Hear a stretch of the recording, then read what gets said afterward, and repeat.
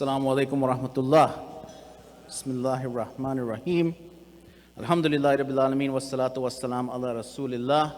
Thank you all for being here this evening. You know, we've learned a lot about the Shura Council this evening, and I want to tell you a little bit more because, and I'll try not to bore you with some of the details. We've already gone through some of them, so I might skip some of my talk this evening. But it's important because myself, I brought people in here that I think for the first time are coming to a Shura Council banquet, right? You heard Omar Reagan go around, that was ISOC, Garden Grove Masjid, and he was asking people, young people, older people, what is the Shura Council? And they had no earthly clue what it was, right? It's been around for 25 years. Well, it's here because of, it's for the organizations. So not necessarily is everyone going to get to know about it, but now that we have so many programs and we're trying to take on so many initiatives, more and more people will get to know about it.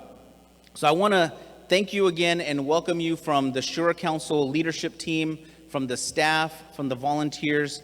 You know, this is the 25th anniversary. You know, Shura Council is representative of 75 plus organizations in Southern California. And I don't know if you know this, but that starts from Santa Barbara all the way to San Diego. It's quite a large swath of land.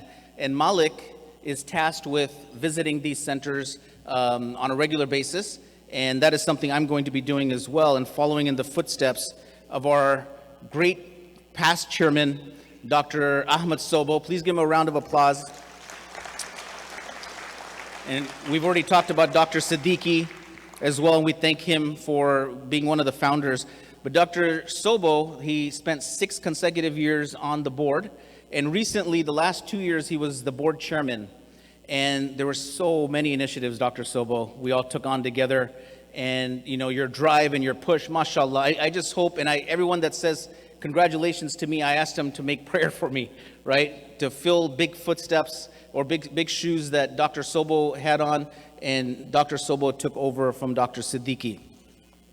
So we thank you all. And I also want to mention my father is here this evening, right in the middle here somewhere. So I want to mention Muhammad Dadabhoy and his brothers and my family and my wife Tasneem and my children as well. So I want to take that opportunity, at least on this first presentation here this evening.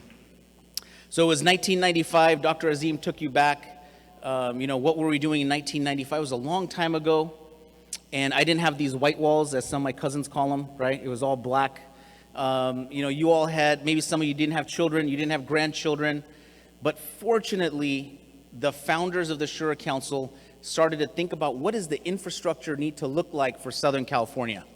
And that is an important thing. And if the infrastructure was not there, you know, I may not have taken on the role of the chairman job this time because the job would have been so difficult to do.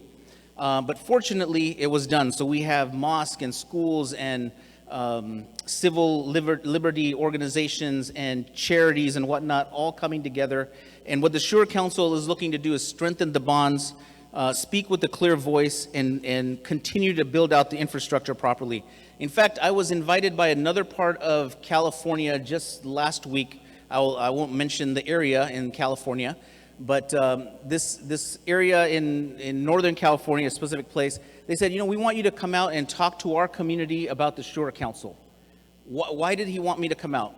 He said, we don't have something like that up here. We don't have the institutions up here. And so we need to inspire our community to do something like this.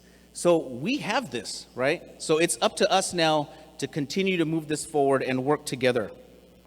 In 2020 and beyond, what we want to do is we want to constantly improve. You know, we need to innovate and we need to transform. There's a lot that we still need to do, right? We know that we face an uphill battle in many different areas. And, you know, we have interfaith partners here as well today, and we have our religious leaders here, and they know firsthand the kinds of issues that are going on and how things can really get away from us. Fortunately, you know, throughout my travels in United States, what I've noticed is, I always come back to this, Southern California is an amazing, amazing place. Take it firsthand. I don't know how many states I've visited, but I've visited masajid and organizations and even different shuras throughout the United States, and there's really nothing like it. So, you know, the messaging here is much easier than other places. People are Not everyone is united, but we have amazing unity from the vast majority of people. So we should be happy about that. We should be proud about this, and we should continue to try to do the best we can. So this year, what I'd like to do is ask our organizations. This is mostly, if you come here to a banquet, you're going to meet leaders from many of the organizations in Southern California. That's why I used to like coming before I joined the board even 3.5 years ago. I used to like to come here and get to meet everyone and talk and further what we're trying to do. But the other thing that we want to do now with the organizations is come up with more robust goals, right? Sometimes we get into a plateau, don't we? Even personally, we get into a plateau. What we need to do now is come up with new, stronger goals. Why do I say that? The reason is things are going to continue to be challenging. May Allah subhanahu wa ta'ala give us ease, of course, and I'm always optimistic, but at the same time, we should prepare and do the best we can, and it starts with every one of the organizations getting better at what they do, becoming more effective, and adding more as well for the benefit of our community and outside of our community. Secondly, I'd like to ask our religious leaders, obviously I'm not going to dictate anything to them, but I will suggest to them, you are amazing, and I've told this to other scholars and speakers around the country as well. What you do for our local community is so amazing that the rest of the community needs to hear this. It doesn't need to be within our own community. You can go outside of our faith group. I know some of you do that now, Dr. Siddiqui and Dr. Sobo and others as well. I would ask you to go out and talk to other people from other faiths. And for those of you that are our interfaith partners, I would ask you to come and speak to our group as well. Come and speak to our community. And finally, I'd like to ask individuals to take on more. The thing that I hear a lot out there, and sometimes we're all guilty of this, somebody says, can you come help with this at our mosque or at our organization? Can you join our committee? Can you help with something? Can you join a board? And people say, you know what, I'm just so busy in what I'm doing, right? I'm busy too. I've taken on quite a few things, and I'm going to challenge all of you. The next time you're asked to help, you've got to do it. This is not the time to sit back. This is not the time to say, I'll let somebody else do it, right? This is the time for all of us to do it. We're all busy. SubhanAllah, we're so busy in Southern California. But I'm going to ask you to take on the challenge to help, even if it's for a short amount of time. Give your time, because we all need it as a community. So the board of the Shura Council, just so you know, for people that are not, don't know too much about it, the board is comprised of members that are either board members of other organizations that are all part of the Shura Council, or they may be supporters of a masjid and they get nominated to be on the Shura Council. So the Shura Council is made up of people from the membership. And this is a great thing, because now what we're doing is we're representing mosque and charities and civic liberty organizations and schools. And so everyone is getting taken care of in terms of having their voice heard. Some of the things that the Shura Council does is we issue press releases, we engage with politicians and with interfaith and with clergy, and we ask people to make change in those areas that we believe change is needed. And I'll give you an example of something else that we do. If there's something that needs to be communicated to the greater community, Shura Council can be the one that does that. For example, COVID-19. Do you guys know what that is? Right, everyone's walking around with your hand sanitizer. I'm getting fist bumps and elbow shakes and whatnot. So that's something that we can communicate through Shura TV and through our messaging, and also about security. Like Malik, for example, having somebody walk into his office without knocking and whatnot, right, and no security. So what the Shura Council does, it takes success stories from every organization that's a part of it and makes it into a best practice. How many of you have heard of Open Mosque Day?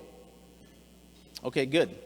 Quite a few of you. So Open Mosque Day started here in Southern California, and now it's nationwide, and it's actually around all of the world now, right? So it's become a worldwide phenomenon that the Open Mosque Day, which started here in Southern California, is now everywhere. And this is an opportunity for people to come and learn about what Muslims do and what Muslims are. I'm going to skip some of the other parts here. I do want us to build off of what has been done over the last 25 years, and we need the support, of course, right, in many different ways. Financially is one of them. On another note, I want to mention also about the building purchase that was mentioned in the video. So it is a $3 million building. It doesn't make us rich, right? It doesn't make us rich yet. But what the great story here is, if every organization that's able to do this does this and is able to pay off the investors, eventually, Shura Council as an example, will be able to use the rental income to pay for our operations. So we will not need to ask you for money. That's a beautiful thing, right? We're not going to ask you for money in the future, but we're not there today. Today, we're not in that situation. Right now, we have investors, they're receiving a return, we're getting some of the return, and so we're able to pay for some of our operations. But we do need your support today. I'm sure you're going to appreciate the fact we're not live fundraising tonight. Did you notice? We haven't had anyone come up here and ask you for 100,000 or 25,000 or 10,000, right? We didn't ask you for your hands. So, but instead what we're going to do is we're going to ask you to take it upon yourself. You have envelopes in front of you there. You have this book that tells you all about what the Shura Council does. And you also have this where you can support us on a monthly basis as well. So if you plan to come here today and donate $500, I'm going to ask you to raise it this year. Give us $700 or $750. If you're going to give us $1,000 today, give us $1,200 or $1,300. If you already wrote something in for $100, please write in another envelope for another $100 or $200. And the reason is that we really need the money this year, and we want to get into a phenomenal situation financially that we can go out and do much better work than we're doing even now. So your donation is significant tonight. And I'm telling you, it's very important to us for this year. So I would ask you to commit, and I'll commit myself that we'll use every penny wisely and prudently. So we thank you in advance for writing down whatever you're going to write down in the envelopes today. If you've already done something and you didn't stretch, I'll ask you to do it. And then, you're supposed to also go for the large deal out there, right? Every now and then you're going to ask for something more significant. So we need, Dr. Soba, how much more do we need to pay off the investment in the Shura building? $1.5 million, $1.3 million? So if there's somebody out there that wants to put us in a situation where we can pay off a significant amount of the investors, we will not have to fundraise in the future. So I'm just throwing that out there. There could be somebody that wants to, is a well-wisher, is a supporter, and has that ability. I will throw that out there to you. And the final thing that I'll mention to you is regular funding to any organization. So whether it's the Shura Council or it's your masjid or your nonprofit that you're a part of, every one of these organizations needs ongoing monthly support. Imagine if you got a paycheck every 6 months or every year, right? You have to hold a banquet for yourself and get money through that. It's going to make it really difficult to have revenue come in on a regular basis. So we're going to ask you to support us with $20 a month. Maybe think in your mind, I will do this for the next 3 years. Hopefully, inshallah, in the next 3 years, we can pay off the investment. We won't need to ask you for that money. So $20, $50, whatever you can do, and make that commitment, and we will make sure to use your money very wisely. I sincerely thank you for joining us here tonight, and I hope you enjoy the rest of the evening, and may God Almighty, Allah subhanahu wa ta'ala, bless you all for your generosity and your time and your commitment to the Southern California community. Thank you very much. Assalamu alaikum wa rahmatullah.